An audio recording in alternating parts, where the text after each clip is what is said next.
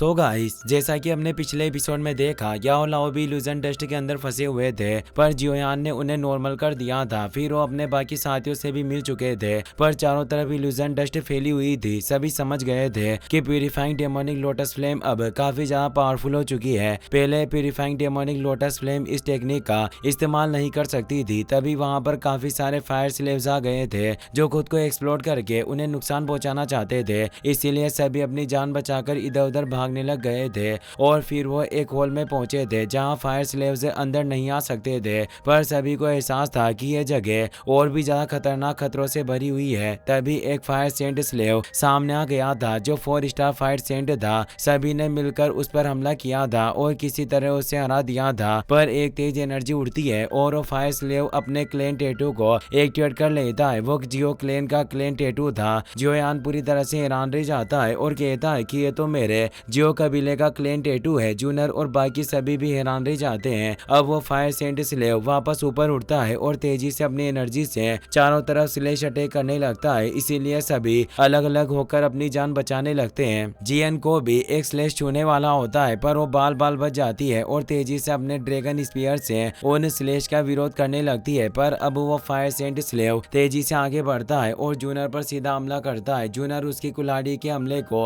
अपने स्पीयर से रोकने लगती है, जिससे एक तेज एक्सप्लोजन होता है। पर फिर भी वो फायर सेंट स्लेव ज्यादा पावरफुल लग रहा था, जिससे वो जियन को पीछे धकेल देता है। इसीलिए एल्डर गुनानाई आगे आते हैं और वो अपनी तलवार से उस पर हमला करने की कोशिश करते हैं। फायर सेंट उन्हें भी अपने स्लेश से काटने की कोशिश करता है, पर वो बच जाते हैं और उन दोनों के बीच काफी फियर्स कॉम्बैट फाइट शुरू हो जाती है। पर एल्डर गुनानाई भी कमजोर पड़ जाते हैं और वो फायर स्लेव उन्हें भी पीछे धकेल देता है और अब वो भी अंदरूनी रूप से घायल हो गए थे। फायर सेंट स्लेव अब अपने सबसे पावरफुल मूव का इस्तेमाल करने लगता है। जियन हार मानने वालों में से नहीं थी, वो फिर से खड़ी हो जाती है। पर एल्डर गुनानाई डरे हुए थे क्योंकि वो उस फायर सेंट स्लेव के इतने पावरफुल हमले को झेल नहीं सकते थे। पर जियन फिर भी आगे खड़ी थी, भले ही उसे थोड़ा डर लग रहा था। जियोयान को जियन की फिक्र होती है, इसीलिए वो तेजी से आगे आता है और कहता है कि सीनियर प्लीज रुक जाइए, और वो अपने जियो क्लेन टैटू को एक्टिवेट कर लेता है और तेज एनर्जी को स्प्रेड कर देता है, जिससे उस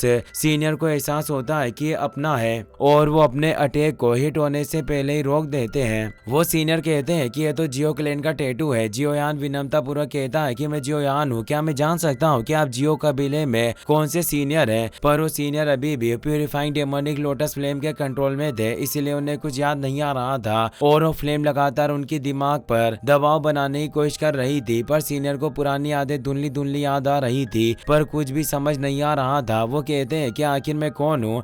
तभी एल्डर गुनानाई सोचने लगते हैं और उन्हें जियो क्लेन के उस मेंबर की कुल्हाड़ी देखकर याद आता है कि ये जियो चेन है, जिसके पास ब्लड एक्स हुआ करती थी। इसीलिए इन्हें खूनी कुल्हाड़ी जियो चेन के नाम से भी जाना जाता था, जो असल में 5 स्टार फायर सेंट थे। गुनानाई कहते हैं कि खून से सनी हुई कुल्हाड़ी मैंने पुरानी किताबों में देखी है। कहा जाता है कि एंसेस्टर जियो जुआन के कजन थे, जो काफी ज्यादा टैलेंटेड हुआ करते थे और इनका सिग्नेचर वेपन एक विशाल खून से सनी हुई कुल्हाड़ी थी। इसीलिए ये वही होंगे। जियोयान को विश्वास नहीं हो रहा था कि जियो जुआन के चचेरे भाई है, जो अभी भी जिंदा है, और वो उन्हें सीनियर जियो चेन कहकर बुलाने लगता है। जियो चेन उस प्यूरिफाइंग डेमोनिक लोटस फ्लेम की एनर्जी का विरोध कर रहे थे, पर उन्हें काफी तकलीफ हो रही थी और वो डेमोनिक फ्लेम से लड़ने की कोशिश कर रहे थे, जिससे वो काफी गुस्से में थे। एल्डर गुनानाई कहते हैं कि प्यूरिफाइंग डेमोनिक लोटस फ्लेम के कंट्रोल को रेसिस्ट करने की कोशिश कर रहे हैं, पर वो उस डेमोनिक लोटस फ्लेम से छुटकारा नहीं पा रहे हैं,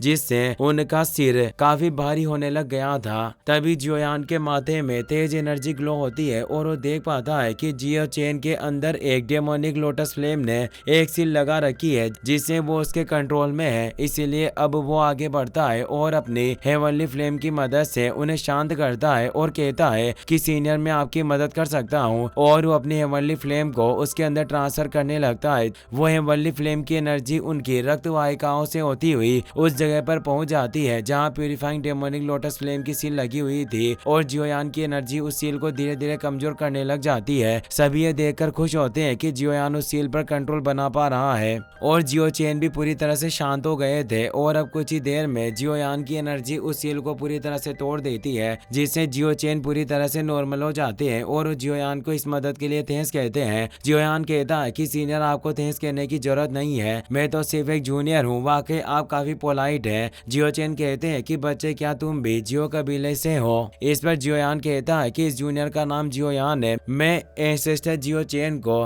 रेस्पेक्ट देता हूँ। जियो चेन पूछते हैं कि क्या जियो कबीला अभी भी पूरी तरह से ठीक है और वैसे ही पूरे कॉन्टिनेंट में अपनी पोजीशन को होल्ड किए हुए है जैसा पहले था? जियोयान मायूस हो जाता है और कहता है कि अब जियो कबीले का कोई अस्तित्व नहीं रहा। इससे जियो चेन चौंक जाते हैं। जियोयान आगे उन्हें बताता है कि जब एंसेस्टर जियो जुआन को एहसास हुआ कि जियो कबीले की फाइट गॉड ब्लड लाइन सूख रही है तो उन्होंने अपना सबसे आखिरी दाव खेला और अपने पूरे कबीले की ब्लड लाइन पावर का इस्तेमाल करके फाइट गॉड बनने की कोशिश की, पर वो नाकाम रहे और उन कबीले ने इस मौके का फायदा उठाया और एंसेस्टर जियो जुआन पर चुपके से अटैक किया और उन्हें मार डाला। पर शुक्र है कि उनकी आत्मा का एक अंश अभी भी हेवनली टॉप में बचा हुआ था और उन्होंने कबीले की बची हुई ब्लड लाइन पावर मुझे सौंप दी ताकि मैं जियो कबीले को फिर से खड़ा कर सकूं। जियो चेन को खुद पर काफी गुस्सा आता है और वो कहते हैं कि भाई जियो जुआन भी अब नहीं रहे, अगर मैं जियो कबीले में रहकर उनके साथ लड़ता तो शायद ऐसा कभी नहीं हुआ होता। पर जियोयान कहता है कि सीनियर, आप खुद को इसके लिए दोष मत दीजिए, हुन कबीला काफी ज्यादा ताकतवर है और कोई भी अकेला उस नतीजे को बदल नहीं सकता था। अभी हमारे लिए सबसे जरूरी यही है कि हम इस प्यूरिफाइंग डेमोनिक फ्लेम रियल से बाहर निकलें। अगर हम अपनी ताकत ऐसे ही खोते रहे तो हमारी मौत तय है। और सीनियर, क्या आप जानते हैं कि प्यूरिफाइंग डेमोनिक लोटस फ्लेम आखिर कहाँ है?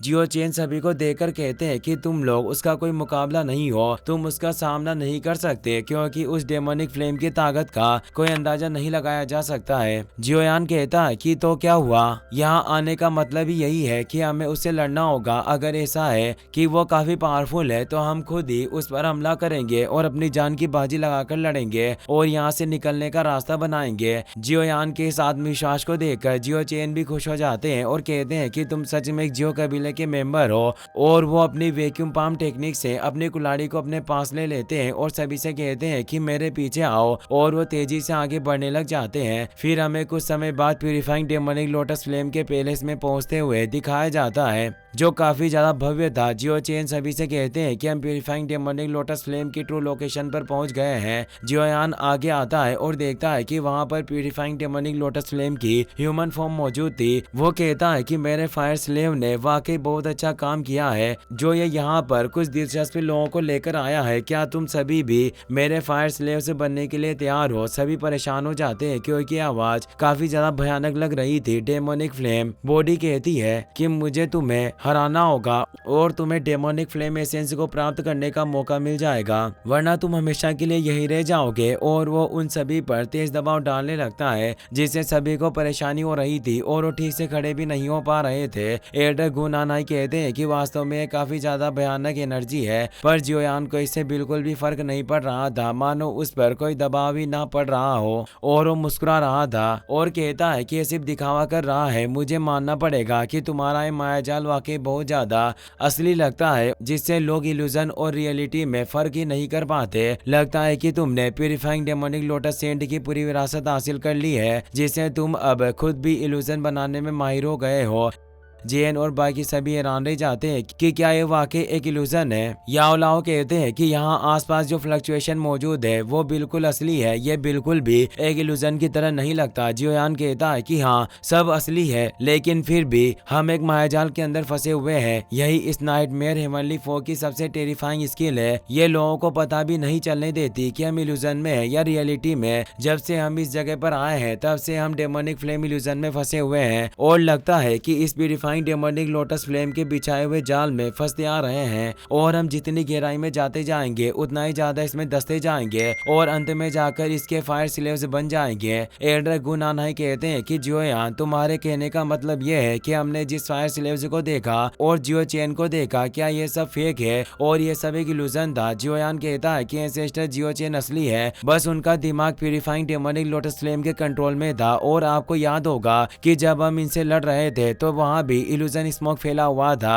जिससे हम इनके सामने कमजोर पड़ रहे थे। इसलिए झूठ में सच छिपा हुआ है और सच में झूठ है, और यही इस प्यूरिफाइंग डेमोनिक लोटस फ्लेम की सबसे भयानक टेक्निक है। डेमोनिक लोटस फ्लेम बॉडी मुस्कुराते हुए कहती है कि लड़के, तुम काफी ज्यादा दिलचस्प हो। पता नहीं तुम इस नाइटमेयर हेवनली फो के बारे में इतना सब कुछ कैसे जानते हो, लेकिन क्या तुम पूरी तरीके से श्योर हो कि ये सब एक इल्यूजन है? और वो एक चुटकी में ही उस पूरे हॉल में हेवनली फ्लेम को जलाने लगता है। सभी परेशान हो जाते हैं क्योंकि अग्नि उनके कपड़े और बालों को जला रही थी। इसी के साथ ये एपिसोड यहीं खत्म हो जाता है। अगर आपको ये वीडियो पसंद आया हो तो इसे अपने दोस्तों के साथ शेयर करें। साथ ही इस वीडियो को लाइक करने के साथ साथ चैनल को सब्सक्राइब जरूर कर लें। Thanks for watching.